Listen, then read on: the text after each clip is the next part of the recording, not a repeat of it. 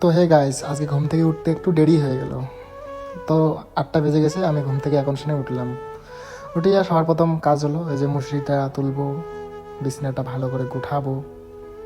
তারপরে দেখি সারাদিন কি করি না করি সব তোমাদের সাথে শেয়ার করব। তো সবাই স্কিপ না করে ভিডিওটার সাথে থাকো। সারাদিন কি করি না করি তোমাদের সাথে সেটাই আজকে শেয়ার করব। তো আমার বিছানাটা গোছাগুছি কমপ্লিট হয়ে গেল। তারপরে ঘুম থেকে ওঠার পর আসি আমি ভেন্ডি। তারপরে আমি মোবাইলটা নিয়ে আসলাম বাড়ি থেকে। মোবাইলটা চার্জে ছিল, তো এটা পাই আমি নিলেছি। নিলের পরে আমি মোবাইলটা আনতে গেছি। তারপরে আমার আরও একটা পাই নিলে সেটাই দেখো, সেই ফার্স্ট। তারপরে রাস্তা হাঁটতে হাঁটতে দাঁত ব্রাশ করতেছি। আমার সাথে দেখো, এটা হলো দাদার মেয়ে আর ওইটা হলো একটা দিদির মেয়ে। আমার সাথে নাকি ওরাও যায়, তাই আমার সাথে গেছে। ওরা দুজনে সেই সুন্দর দেখতে, সেই কথা বলে। তারপরে বাড়িতে আসি, দেখি কালকে যে আমার ধানগুলো উষে হয়েছে, ওই ধানগুলো মা আজকে আরও নাড়ি দিতেছে।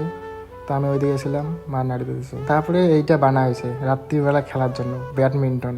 এই দেখো লাইট লাগাইছি, এই যে হোল্ডার আছে, এই যে তার। রাত্রিবেলা করে এটা খেলার জন্য লাগানো হয়েছে।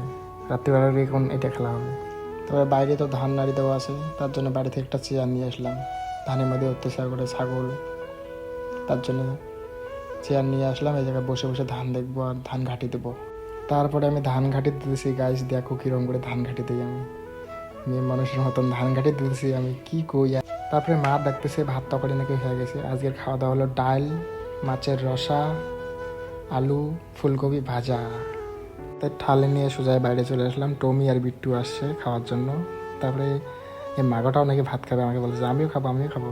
তারপরে আমার খাওয়া দাওয়া শেষ হয়ে গেলো। আমি টমি আর বিট্টুকে দিলাম খাওয়ার, সেই খাইতেছে, সেই খেতে লাগছে ওদেরকে।